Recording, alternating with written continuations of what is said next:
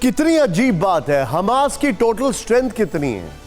2021 का आंकड़ा कहता है 30,000, विकिपीडिया कहता है 50,000। चलिए मैं थोड़ा और एक्सटेंड करता हूं, 1 लाख मैक्सिमम।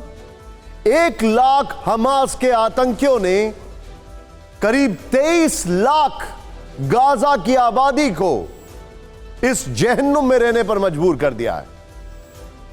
सोचिए जरा। और इस बीच आईडीएफ के चीफ यानी इजराइल डिफेंस फोर्सेस के चीफ ने यह धमकी दी है, वार्निंग दी है कि Gaza will never look the same. Gaza कभी भी अब पहले की तरह नहीं दिखेगा। अमेरिका इजराइल के साथ खड़ा है। एंटनी ब्लिंकन वहां पर पहुंचकर कहते हैं, we are here and we are not going anywhere. आज ही वो तल अवीव पहुंचे, नेतन्याहू से मुलाकात की है। ऐसी खबरें हैं, Haaretz.com ने कहा है कि ऐसी खबरें हैं कि नेतन्याहू ने उन बच्चों की तस्वीरें भी दिखाई हैं जिनको गोलियों से भून दिया गया हमास के आतंकियों की तरफ से। ब्लिंकन ने नेतन्याहू को भरोसा दिलाया है कि इजराइल भले ही अपनी रक्षा करने के लिए काफी मजबूत हो, लेकिन जब तक अमेरिका का वजूद है तब तक उसे अकेला महसूस नहीं करना पड़ेगा। नेतन्याहू ने इसके लिए अमेरिका को शुक्रिया कहा है। अमेरिका सिर्फ बयानों से नहीं बल्कि हथियार, गोला बारूद से भी इजराइल की मदद कर रहा है और ईरान के साथ साथ लेबनान में हिजबुल्लाह को चेतावनी देने के लिए उसके एयरक्राफ्ट कैरियर और वॉरशिप भूमध्य सागर में तैनात हो चुके हैं। पुतिन ने इस पर भी सवाल खड़े किए।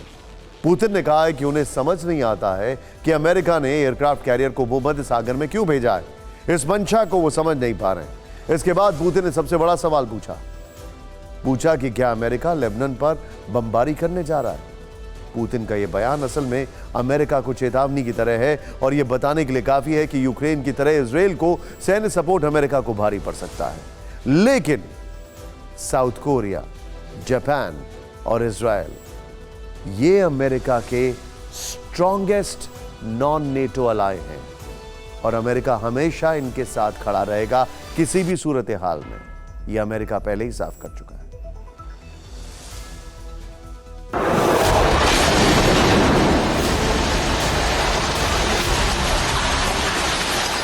रूस यूक्रेन की तरह इजराइल हमास के बीच जंग में भी दुनिया 2 धड़े में बंट चुकी है। रूस ने पहले ही दिन फिलिस्तीन का समर्थन कर दिया।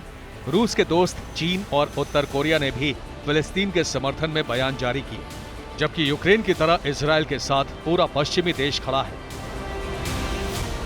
एक तरह से मिडिल ईस्ट में यहाँ भी रूस वर्सेस अमेरिका का पूरा सीन बनता दिख रहा है। इसमें नुकसान तो बताना आसान है कि इजराइल और फिलिस्तीन दोनों तबाह हो रहे हैं, लेकिन सोचिए कि फायदा ज्यादा किसका हो रहा है। जानकार मानते हैं कि ये दूसरा फ्रंट अचानक से नहीं खुला है, बल्कि सोच समझकर खोला गया है ताकि अमेरिका का ध्यान यूक्रेन से हटे, यूक्रेन को भेजे जाने वाले पश्चिमी देशों के बेहिसाब हथियारों की संख्या में कमी आए और नेटो यहां भी उलझ जाए। ऐसा हुआ तो इसका सबसे ज्यादा लाभ रूस को होगा। इसके संकेत रूस के विदेश मंत्री सर्गेई लावरोव के हालिया बयान से मिले।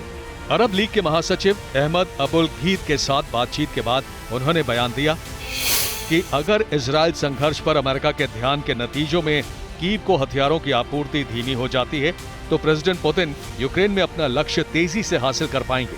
उस लक्ष्य को किसी भी हाल में हासिल किया जा सकेगा। एक सबसे बड़ी बात यह है कि जो बहुत ज्यादा एक्सपर्ट्स बात कर रहे हैं, इस युद्ध से सबसे ज्यादा नुकसान आप जानते हैं किसका हुआ है? ज़ेलेंस्की का। जो हथियारों की खेप वहां जाने वाली थी वो इस तरफ डाइवर्ट हो जाएगी।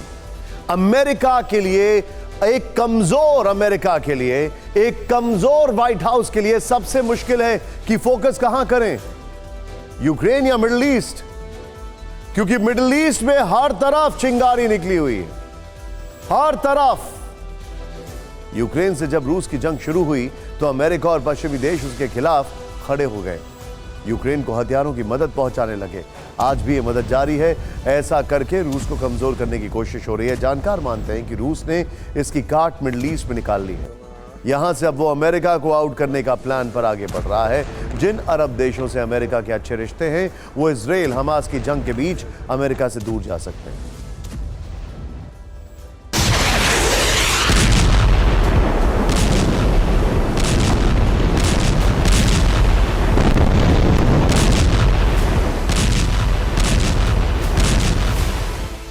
गाजा पर इजराइल के लगातार हमले हो रहे हैं। ईरान के राष्ट्रपति इब्राहिम रईसी ने इसे इजराइल का किया गया नरसंहार कहा। गाजा की घेराबंदी करने को राष्ट्रपति इब्राहिम रईसी ने सभी अंतर्राष्ट्रीय संधियों का उल्लंघन बताया।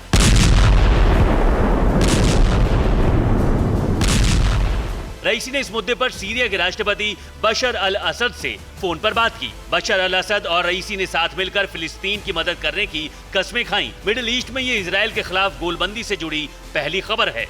दूसरी विस्फोटक खबर यह है कि ईरानी राष्ट्रपति और सऊदी क्राउन प्रिंस ने भी आपस में फोन पर बात की। युद्ध को फौरन खत्म करने की जरूरत पर चर्चा की। ये बातचीत अमेरिका के लिए परेशानी बढ़ा सकती है, क्योंकि पिछले 7 वर्षों में दोनों देशों के बीच राजनयिक रिश्ते नहीं थे। चीन की मध्यस्थता के बाद इस साल मार्च में दोनों देशों के बीच रिश्ते बहाल हुए। उसके बाद ईरान और सऊदी अरब के नेताओं के बीच की गई ये पहली फोन कॉल है।